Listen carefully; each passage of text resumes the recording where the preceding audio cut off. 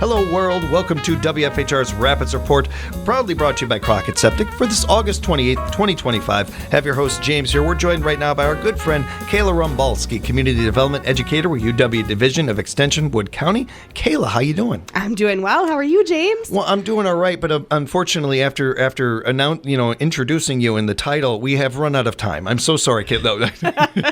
It is a mouthful. You did it flawlessly, though. It's really been fun to see your progression of pronouncing my name over the past couple of years. I appreciate your patience and you waiting for that joke, because I've been waiting to use that joke for a while. Right, on you. absolutely. But, one of our topics that you and I have talked over the last couple of years is putting a focus on clean sweep. We were able to do this back in May, I believe. We did, yes. And we have another one coming up in September. Yes, so the one back in May was on the 13th. It's always a Saturday, and that was up in Marshfield, and we had record-setting attendance for that. So the part of me that's a little bit competitive wants to say to all of the listeners that are coming from the Wisconsin Rapids area, or really just from Wood County, can we beat Marshfield? Let's beat it with our Wisconsin Rapids event. And that is Saturday, September 13th. It's at the Town of Saratoga Garage and Town Hall. Thank you to the Town of Saratoga for helping us out with this space. And it is from 8 to noon. So this will be a great opportunity if you're doing some fall cleaning right now. Maybe you got a new patio set or something over the summer and you're trying to make room for that in the garage or in the shed. As you're kind of looking through and cleaning some things up, any hazardous chemicals that you might have, paint thinners, pesticides, herbicides, any sort of solvent, many of those things can be brought to Clean Sweep.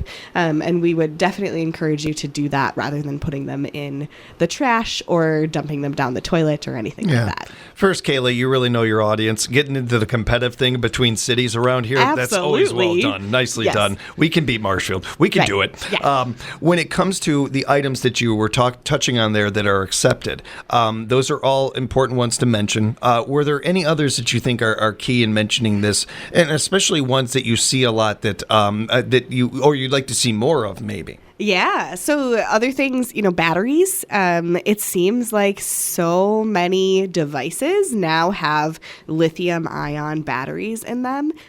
Vacuum cleaners, sometimes headphones have lithium batteries in them. Those are really detrimental if they end up in your traditional, recycling bin or at the landfill. They can start fires very easily, and so those are things that we want you to dispose of properly and safely. In addition, sometimes things around the house, like if you think about some of your drain cleaners, your floor cleaners, even nail polish remover is a hazardous chemical. And so rather than, dumping that bottle out or just throwing the whole bottle in the trash, encourage you to bring it to Clean Sweep and let us take care of it for you. You mentioned some electronics, and it's important to keep in mind the difference of those electronics and other ones that are not accepted. So, yes, thank you. That's a very good distinction to make. You've taught me well. You have taught me well. Yes, this is all your information that I'm just recycling to you. I'm proud, James. You're doing a great job.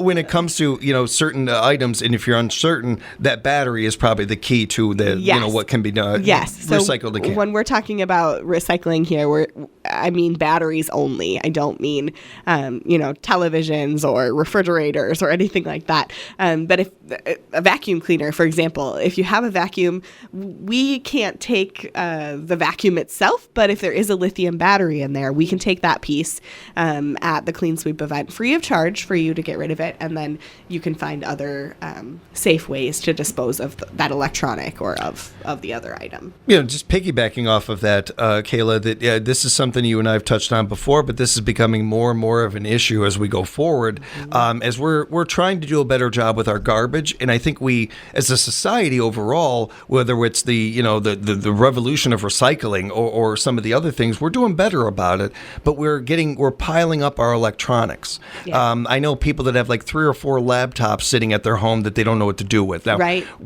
a credit to most of society that is doing that, then it's not just throwing it out in with their garbage or something. Yeah. That's really cool. But at the same time, I think that there's, I don't want to say an impatience, but there's almost like, hey, what do I do with these things? What do I do with these things? And people wanting to clear up space and stuff. So Absolutely. we're gonna need to see more of electronic versions of the clean sweep and things going forward. Yep. And there are some of those. So the town of Saratoga has done electronic recycling in the past.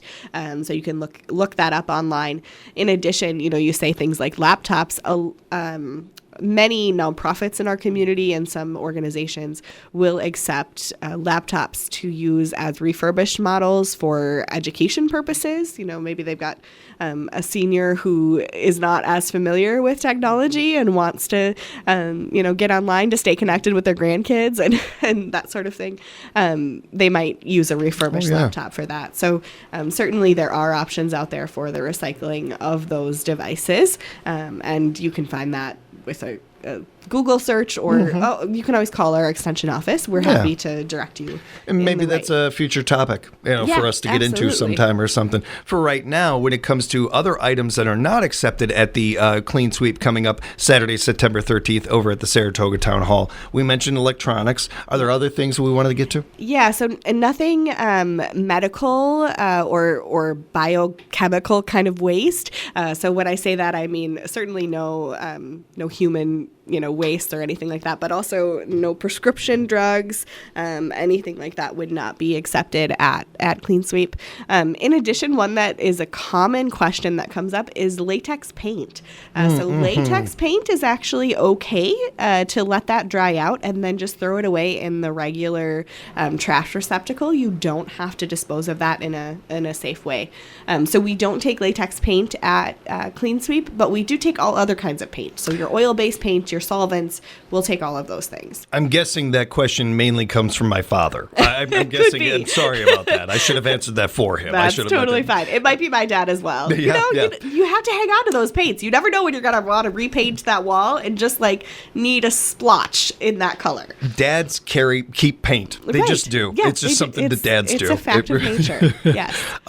Ammunition is another one of the things to keep in mind that is not accepted at this Clean Sweep. Yep, absolutely. And what is this? Pressurized cylinders. Yes. So that's a big one because those are really dangerous actually to dispose of properly. So when we say pressurized cylinders, we mean propane tanks, particularly some of those little propane tanks that you would use for camping or for tailgate grilling, those types of things. Those are not accepted at Clean Sweep. And what to do with them is a bit of a gray area. Some metal recyclers will take it for scrap. Sometimes you can put them in the regular disposal, but you have to be able to certify that they are indeed empty.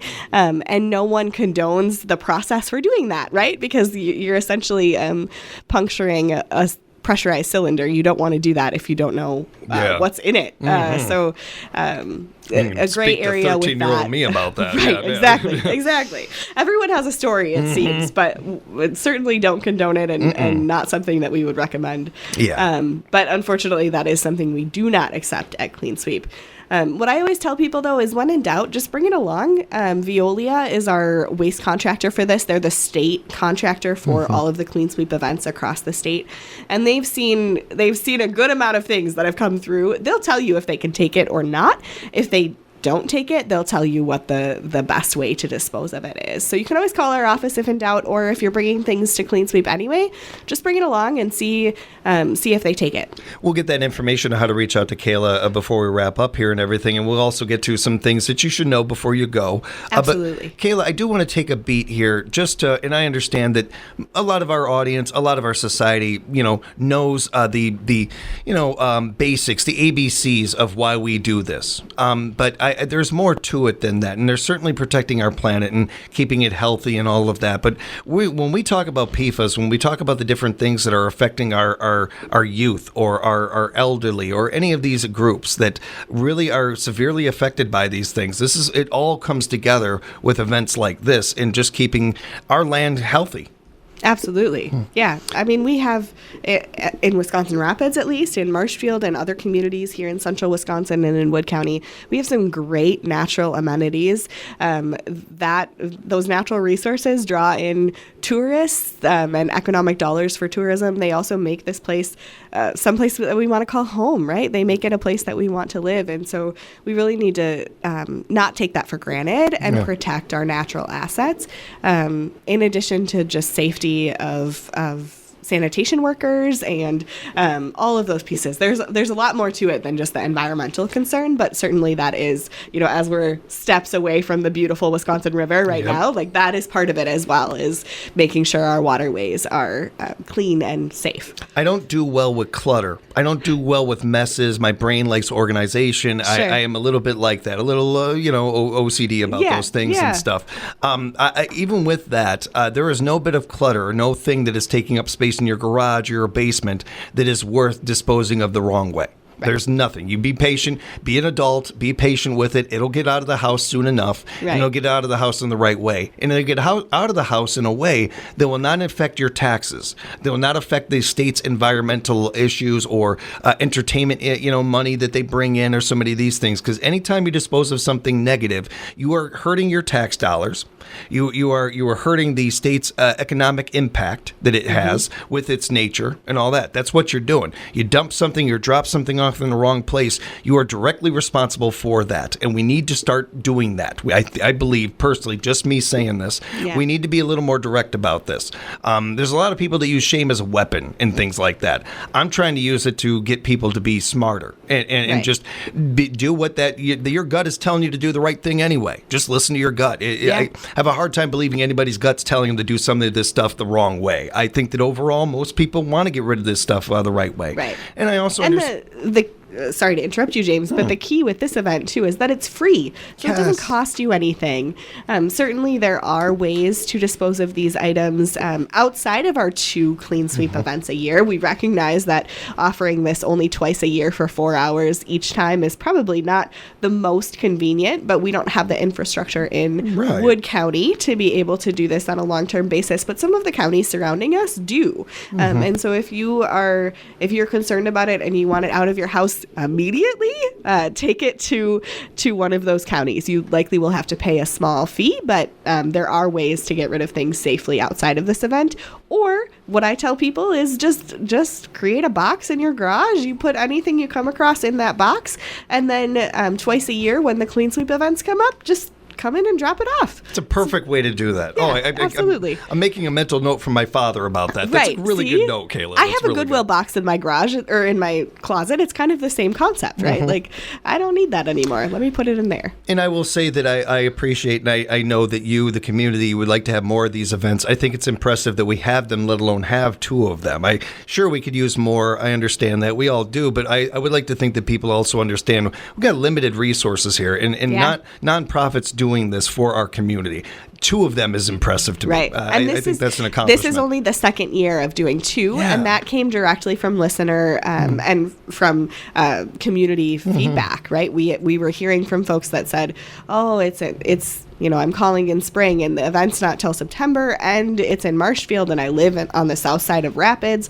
That's really an inconvenience. And so we looked at some grant dollars and looked at funding and tried to see if we could make it possible to do 2 events a year and get to Marshfield and Wisconsin Rapids in the same year.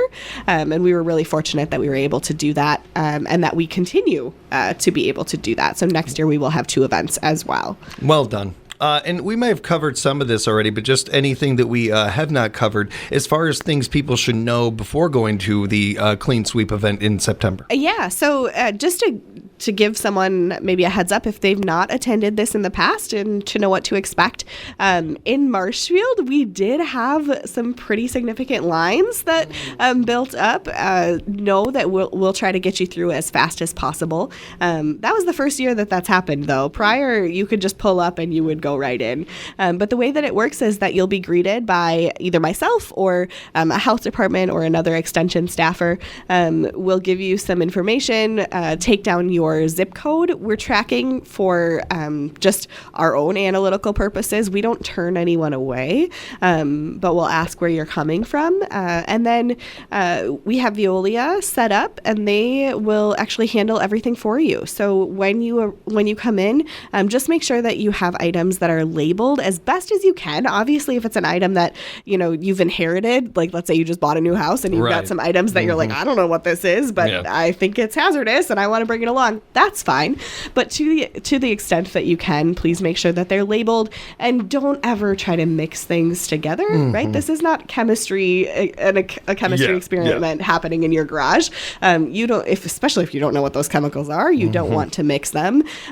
So try to keep them in their original packaging to the extent that you can, and then always put them in the trunk, or if you have a vehicle that has a bed, like a truck bed, that's ideal. And our Veolia workers will actually remove it from your vehicle for you. You stay in your car, they'll take care of everything, and then they'll get you on your way. So pretty low key, pretty easy, 8 to noon, and we hope to see you there. Just piggybacking on that, making sure lids are sealed, everything is really tight so that when they grab those items, nothing's spilling out or anything like that. And you certainly don't want it in your vehicle anyway, so you're going to probably make sure of it there. And keeping in mind that, like Kayla mentioned, we want you, if you're curious and you don't have a chance to look it up, bring it. But keep in mind that you may be bringing it back too, because they may not be able to accept it. But they accept so much, they're able to do so much. A big shout out to them and to everybody at Extension as well for getting behind this and helping our community out with a great event like this, Kayla. Absolutely. Yeah, we're happy to do it. If people have follow-up questions, they would like to know more, how can they get a hold of you? So they can search for Clean Sweep Wood County on a search browser. That'll bring them to it. Or they can call Extension Wood County.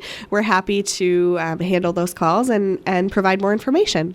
And you can find out more information about UW Extension and the great work that they're doing over there at extension.wisc.edu, extension.wisc.edu. Again, Clean Sweep coming up Saturday, September 13th, 8 to noon over at Saratoga Town Hall right here in Rapids. Kayla, thank you so much. Good hanging out with you. Of course, good hanging out with you. Thank you so much. We'll talk again real soon. Sounds great. And thank you, everybody, for joining us for another edition of WFHR's Rapids Report, proudly brought to you by Crockett Septic.